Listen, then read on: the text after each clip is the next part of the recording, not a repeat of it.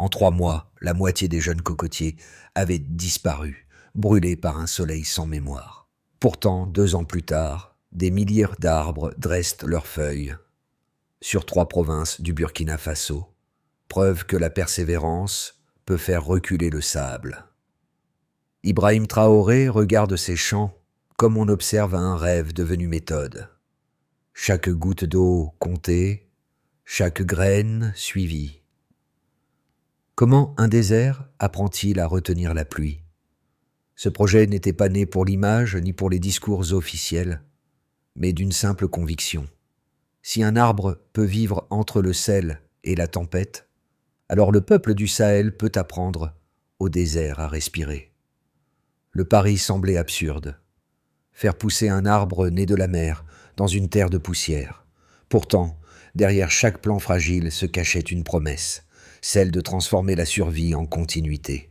Ibrahim Traoré savait que cette tentative ne changerait pas seulement le paysage, mais aussi le regard que son pays portait sur lui-même.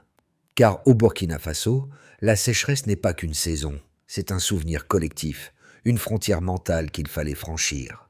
Les premiers jours, les habitants doutaient, les anciens disaient « Même les arachides meurent ici ». Mais quand l'eau commença à couler des pompes solaires, une phrase devint leur credo. Chaque goutte vaut plus que l'or. Ce n'était plus un simple projet d'agriculture. C'était un pari sur la foi humaine face à la chaleur, un laboratoire de résistance pour tout le Sahel. 2 ans après les premiers semis, les chiffres parlaient d'eux-mêmes. Sur plus de 3000 cocotiers plantés, près de la moitié avaient survécu, défiant toute prédiction agronomique. Ce simple ratio, qu'Ibrahim Traoré appelait le pourcentage de foi, devint la première mesure d'un miracle rationnel.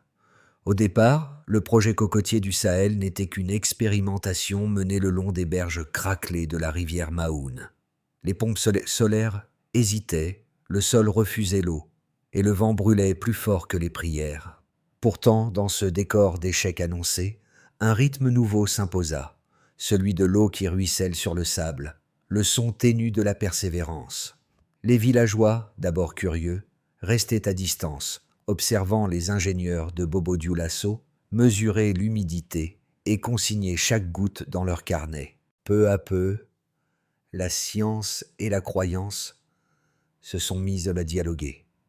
Les tuyaux recyclés d'un ancien réseau d'irrigation ont ressuscité les premiers plants, et la terre, mélangée à une poussière d'argile importée du Ghana, a recommencé à respirer.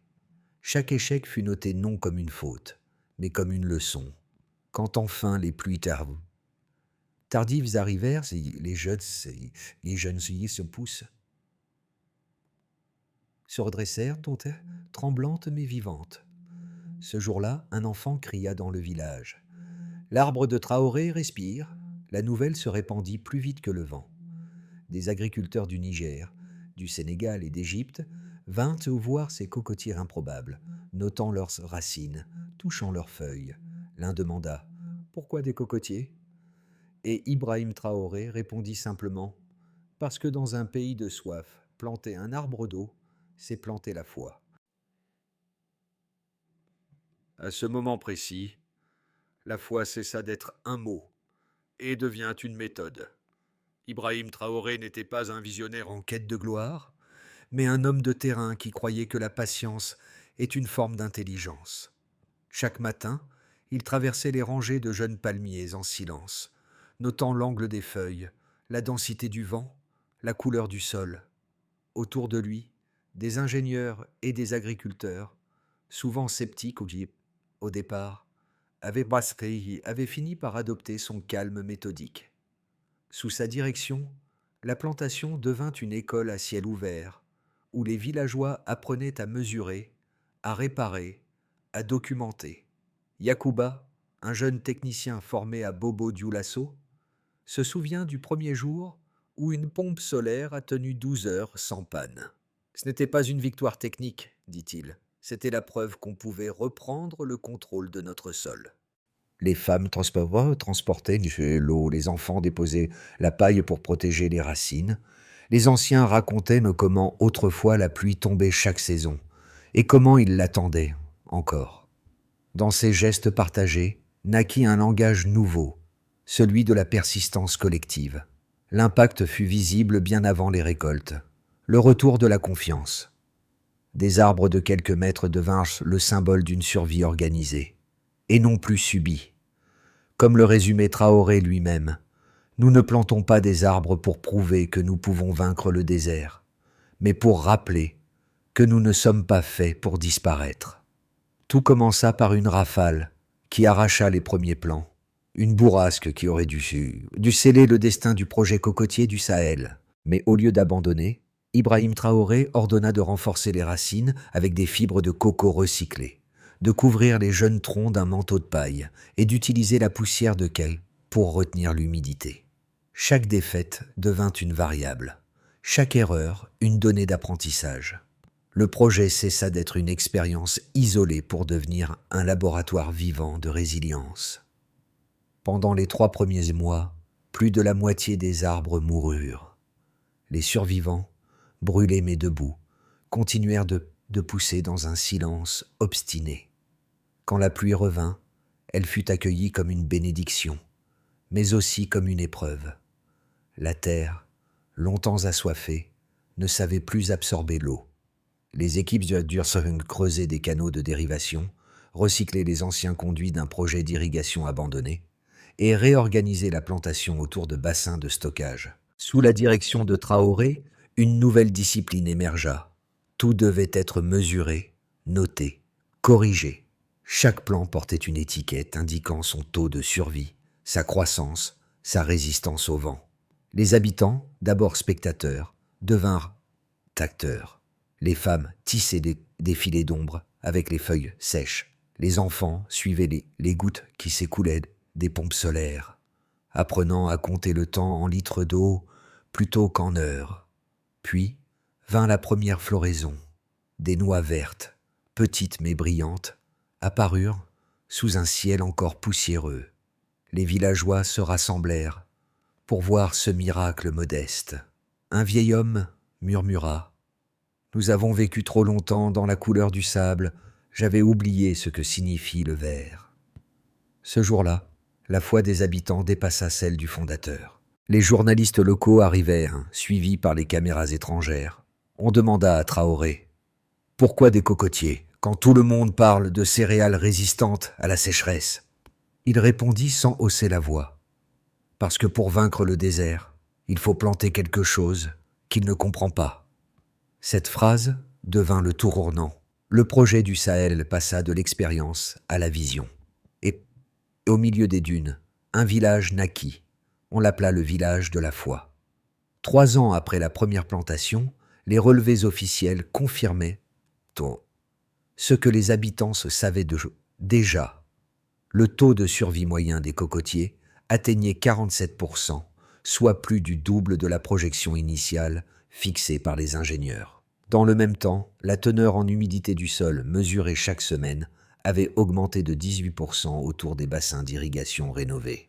Et plus frappant encore, la température au sol, sous les ombrages, avait baissé de 2,3 degrés, changeant littéralement le microclimat local. Pour Ibrahim Traoré, ces chiffres n'étaient pas des trophées, mais des preuves que la méthode fonctionnait. Sous son impulsion, le projet adopta une approche rigoureusement scientifique. Des stations météorologiques artisanales furent installées, les données compilées sur des tablettes rudimentaires. Chaque saison, un rapport était transmis à Ouagadougou. Taux d'évaporation, rendement des puits solaires, croissance des palmes. Mais plus que les chiffres, c'est la discipline qui fascinait les observateurs étrangers. Les erreurs étaient partagées lors des réunions hebdomadaires et non cachées. Les pertes d'eau étaient affichées sur un tableau au centre du village, visible de tous. Lorsque la 4e année arriva, la résilience s'était institutionnalisée. Les cocotiers devenaient des filtres. Leurs feuilles ralentissaient le vent, leurs racines retenaient de la poussière et leurs fruits alimentaient les premiers ateliers communautaires.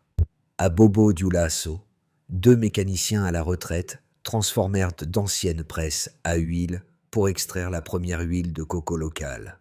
Les femmes des coopératives gagnaient leurs premiers revenus stables et le déchet du pressage servaient à fabriquer du savon, des bougies et du compost. « Nous avons transformé le sable en ombre », disait un ingénieur en observant les palmes étendues. Derrière cette phrase, un constat.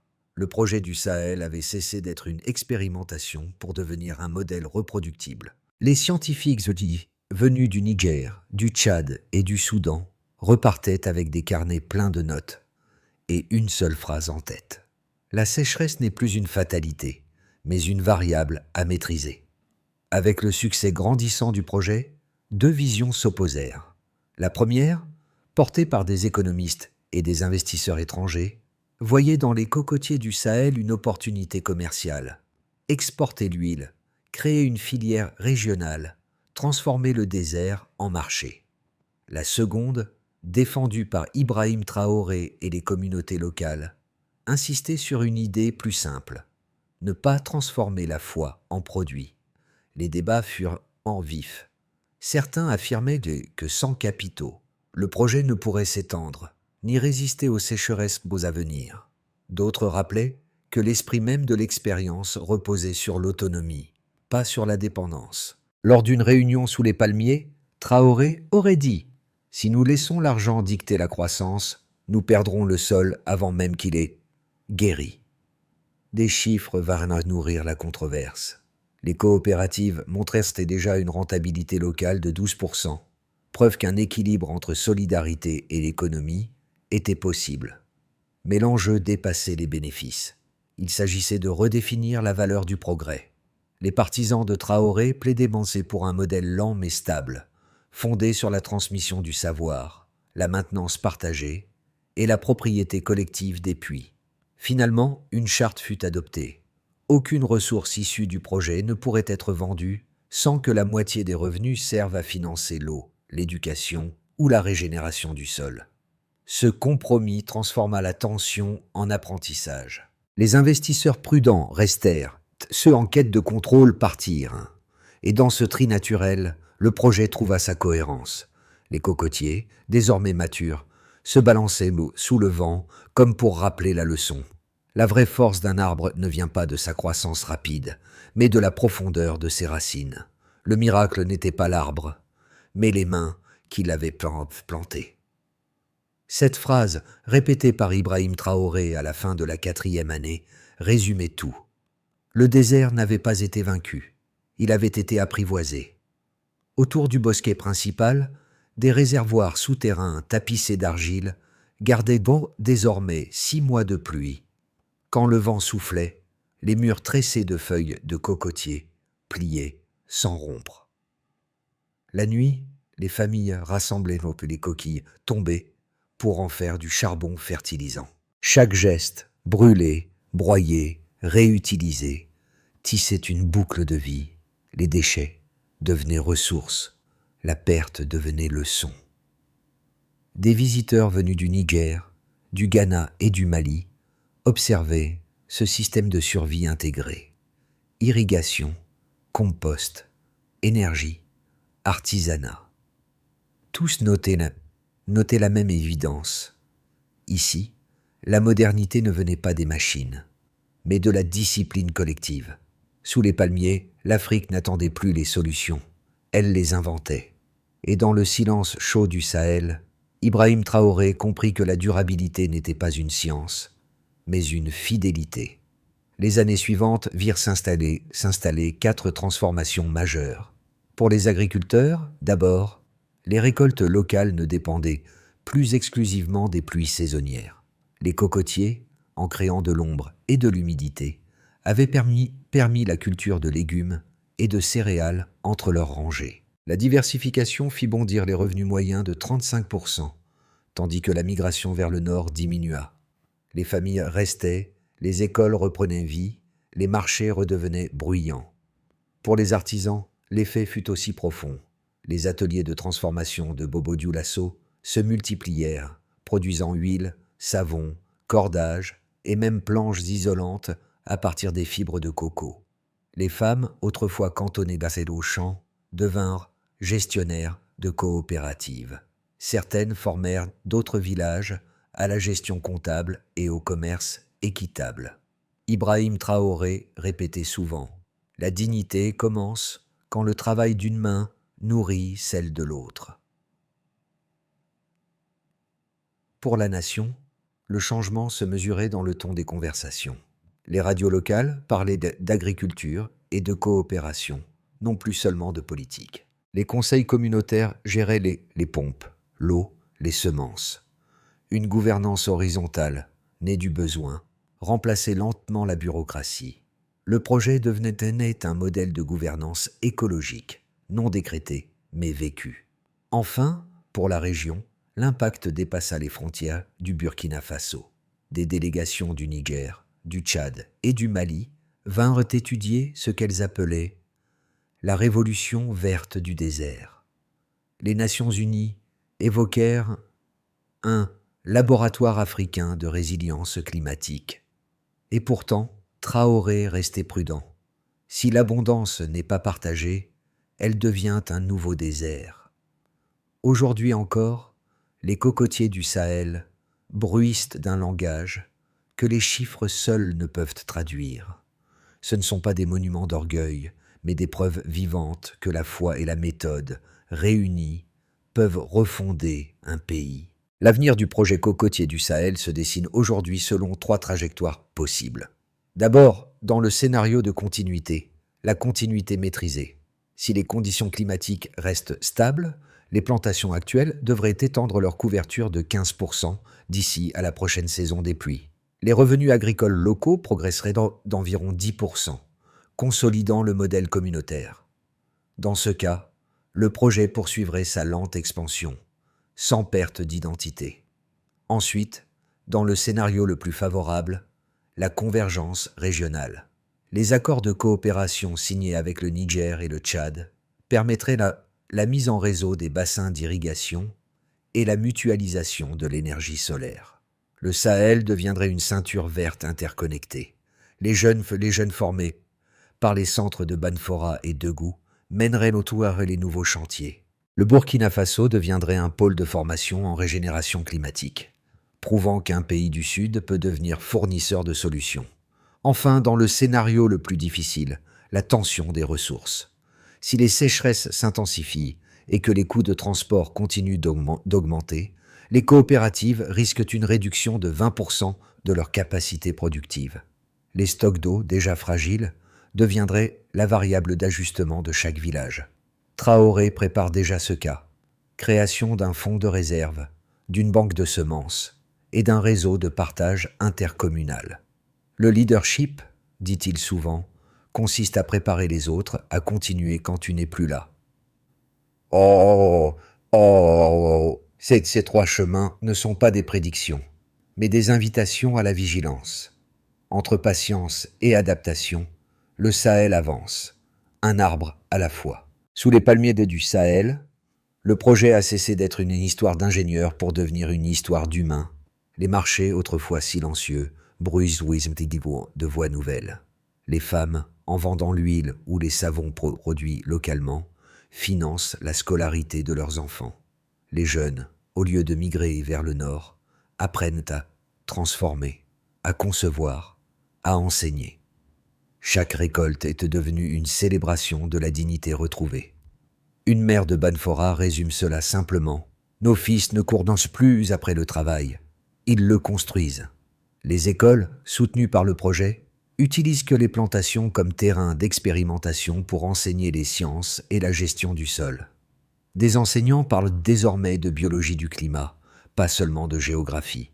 Mais au-delà de l'économie, le plus grand changement est moral. Les habitants ont retrouvé la confiance en leurs propres mains. Dans les réunions du soir, on échange des idées sur l'entretien des pompes, la rotation des cultures, la répartition de l'eau. Le savoir n'est plus imposé d'en haut, il circule entre égaux. Dans ce tissage patient, chaque geste compte. Réparer une canalisation, arroser avant l'aube, transmettre ce que l'on sait. Ainsi, le projet du Sahel n'est pas seulement un acte de survie. C'est une éducation civique par le sol. Et dans chaque fruit qui mûrit, on lit la promesse que la coopération peut devenir un mode de vie. Pour Ibrahim Traoré, la pérennité du projet dépend de 5 étapes claires, simples et mesurables.